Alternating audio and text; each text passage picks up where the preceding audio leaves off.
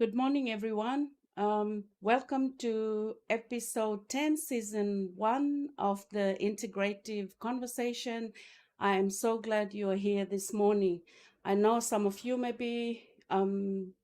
we have different time zones. However, I am so glad that you're here. So last night, I was thinking, or last week, I was thinking of how I'm going to add on to my last week's show, and my last week's show is around families. However, I thought of the time. It's the busiest time of the year as we all get so excited as we move through to the um, festive seasons of Christmas. Um, and I was thinking that perhaps today it would be such a good time for me to share with you a story. And it's not just a story of a one day story, but it's an ongoing story. And please excuse me if my brain tend to be scattered, but I will try and share with you in depth as much as I could. I will also be talking to you, but sometimes I would need to just read through my story. And I was thinking if I would have narrated my story in my language or my script, I would have done it better. However, I am so glad that I would come to you and we would all connect through the English language, which I am educated as I grow up. So let me share with you a story. When I look back at the time, I remembered as a young child, often I would tag along with my father and one of my siblings into the forest. Um, Sometimes it's one sibling, a brother, other times it's a sister. And while we would be walking and talking for some time, my father would suddenly stop halfway. This journey is going through to the gardens or to his farm, and he would stood still and raise his hand and halt us. And suddenly there's no words. We would freeze and our exteriors would be so still as a rock. Without the spoken words, we could hear more. Suddenly, the forest is alive, the birds were singing, and the insects were chirping. The winds would rustle through the trees, and there we were so transfixed. We were completely at ease. So we would stood there for minutes of silence until we are ready to make our way to the farm. So the same thing happens when we would return to the village. In the evening, when dinner is done and dusted, I would accompany my paternal grandparents to another elder's home for storytelling sessions. And these storytelling sessions in my language is called Hanuchu. In the Fijian language, it's called Talanoa sessions. And there I would be transported to the narratives of revelations. So the elders would say that if a dragonfly would hover in and around the family home, we would be expecting visitors. Or if the firefly would burn itself, it would be declared that someone is about to pass away. And when the stars showed in a certain formation in the sky, it is either the fishing season or the planting season or the turtle season. In that time, consciousness and awareness or revelations are more important than words. Words have deep meaning because they come from deep silence, and silence do carry us Silence do carry more power because in silence we find life in all things living. The meaning of life through joy and sorrow come to us as we desire to learn and desire knowledge and knowing. Faith come to us through the unspoken words. And what is wisdom of our people? Wisdom is silent listening. One of the greatest things in silence is the light-hearted unions of people living in harmony with others and the deep connections with their physical environment. Silence tell you that the dead are alive and the living will pass. And as we go through life itself, today our lives have become very, very noisy.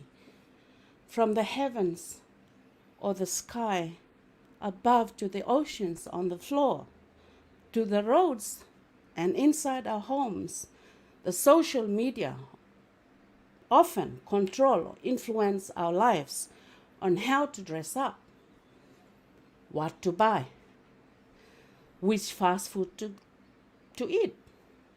We consume so much noise that we could not even learn to live in silence, which is peace and harmony. Our lives are disharmonized. As I look back, my ancestors, and maybe our ancestors, have lived their lives without the written word. They lived by the belief and believing through the oral word. The narratives of harmonious life between being and our living environment. Today, we are so fortunate with advanced technology and education through the written and spoken words, which enable us to inspire us to learn more. We gain more knowledge and apply to our everyday lives. Yet we forget that one of the greatest gifts of silence is that we are possessed with consciousness. With consciousness, we understand our changing moods and the changing moods of nature in all its beauty. In silence and pain are often endured. In silence, suffering and pain are often endured more willingly. An act of self-surrender means that a person is laid bare and open to the living forces that surround them. Following self-surrender comes discipline and self-control. For us, deep concern for the person would emerge when things are laid bare and our communities would promote sharing and caring. Silence prepares us to surrender when we say we may be wrong. One of the most moving sights I have experienced as a child was to witness some of my elders or a grandparent or a mom who would prepare a dish. We normally have root crops, such as taro or yams, and how they would silently hold a piece of food in their hands. And as I see them, I believe they were talking to the food. And after that, they will start to peel the food or the root.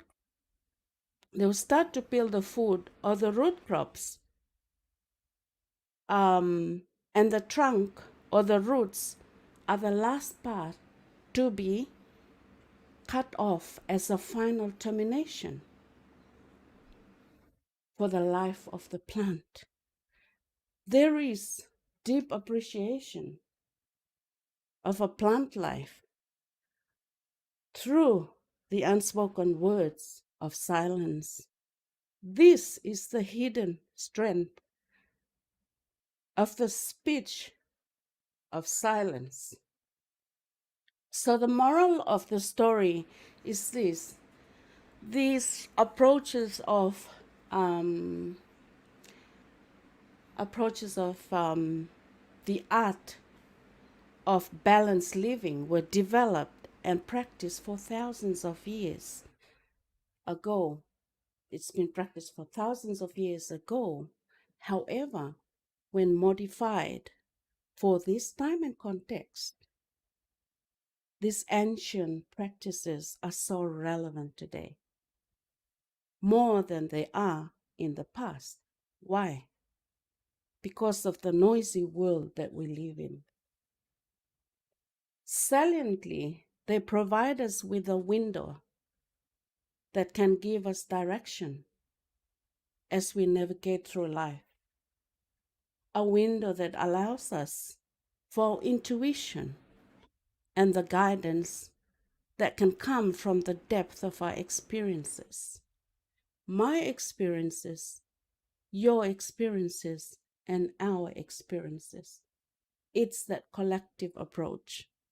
These windows, metaphorically, help us encourage to connect within ourselves, with our families and our friends and our communities and our natural surroundings.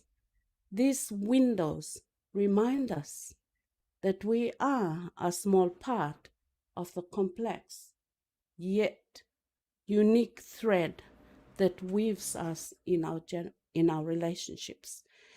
We are drawing from these wisdoms and these traditions of well-being so that we can craft a more balanced living.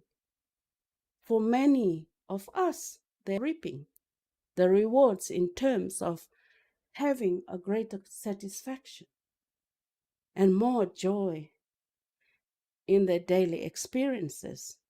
The benefits of those moments, of those experiences, are flowing and touching and changing lives of their families and lives of loved ones and their communities.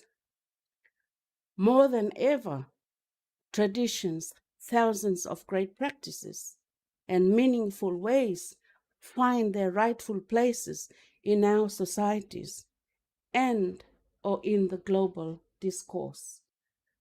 And how best or better for us to move our lives with less stress and living and breathing more as we move forward in the 21st century. Thank you, and I hope you all, despite your worries and pain, spare some time to know that you are a worthy person.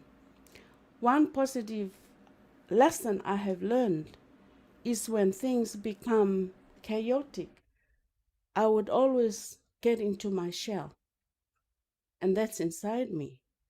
When I can't, when I would work through a problem and it would become so complicated, and the more I push myself, the more my brain won't function. But as I sleep and I wake up in the morning, the unconscious part of my brain is helping through to work out a solution to the problem. So the responsibilities or obligation and response will unfold in a much better way when we are calm and in silence. Often we only validate ourselves and others when we are needed. We need to validate ourselves and others when we don't need it, because validation is free. So this show is about changing life one show at a time. And thank you so much for watching me, and I hope you can relate to some parts of my story in order to change lives. Thank you, and I will see you next week at the same time, 10 o'clock Brisbane time. Thank you.